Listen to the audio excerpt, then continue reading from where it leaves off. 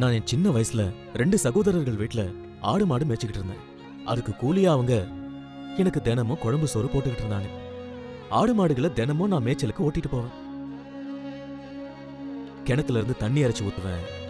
சாயங்கால நேரத்துல அவங்க தங்கச்சி ஊஞ்சல் ஆடும்போது நான் தான் அதை ஆட்டி விடுவேன். அப்படி இருக்கிறப்போ திடீர்னு ஒரு நாள் ஒரு முதியவர் என்கிட்ட வந்து என் எஜமானர்களோட தங்கச்சிய நான் தான் கல்யாணம் பண்ணிக்க போறேன்னு சொன்னாரு. அது மட்டும் இல்ல, என்னுடைய எஜமானர்கள் தான் என்னுடைய மாமா பிள்ளைகள்னு சொன்னாரு. ஆனா என்னால அதை நம்பவே முடியல. நானே ஒரு அனாதை, என்ன போய் தைரியமா போய் பொண்ணு கேளுன்னு அந்த பெரியவர் சொன்னாரு.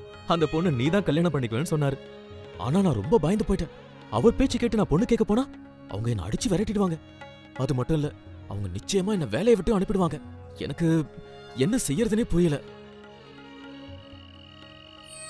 கொன்னுடையா கொன்னுடையா அப்பா